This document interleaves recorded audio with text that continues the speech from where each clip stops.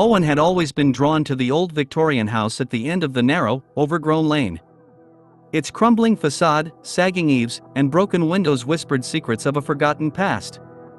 The townspeople avoided it, claiming it was cursed, but Owen couldn't resist its eerie allure. One stormy night, Owen stood before the decaying door, rain pelting down like icy needles.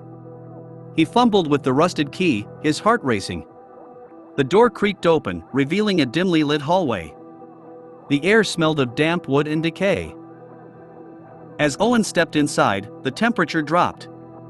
The walls seemed to close in, and the shadows danced, elongating into grotesque shapes. The house was alive, pulsing with malevolence. Owen's footsteps echoed eerily as he explored room after room. In the parlor, an ancient mirror hung on the cracked wall. Owen's reflection was distorted, his eyes hollow. He blinked, and the reflection grinned back at him, teeth sharp as knives. Owen stumbled backward, knocking over an ornate vase.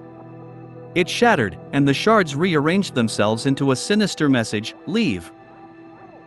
Ignoring the warning, Owen climbed the creaky stairs. The second floor was worse, a labyrinth of narrow corridors and locked doors. He tried each one, but they resisted, as if guarding their secrets.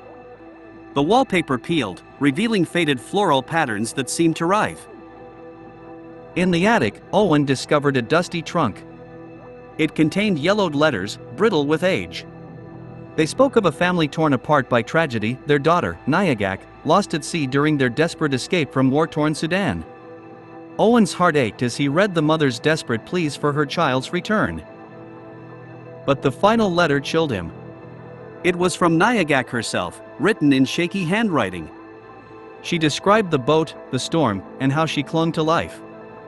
She begged for rescue, but no one came.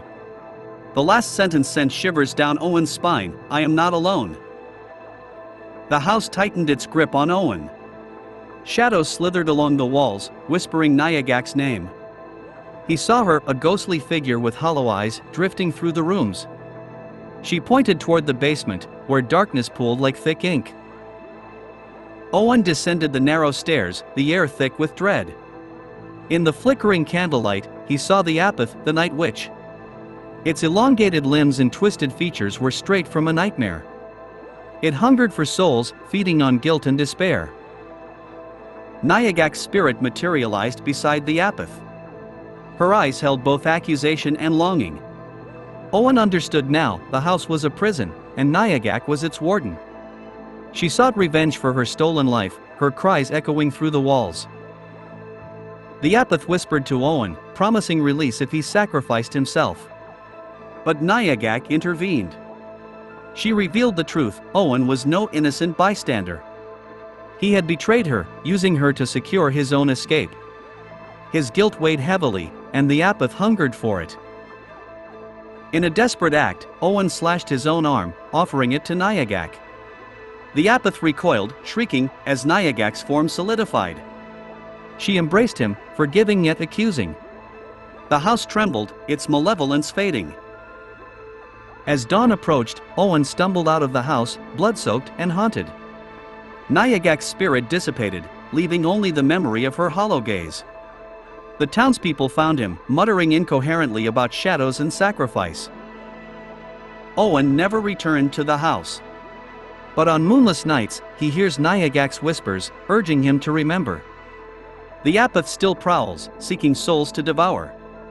Owen lives with the weight of his betrayal, forever bound to the House of Shadows. And so, the cursed Victorian house stands an eternal witness to Owen's sins, its walls echoing Nyagak's lament, "I am not alone." Inspired by the dark corners of forgotten homes and the ghosts that linger within,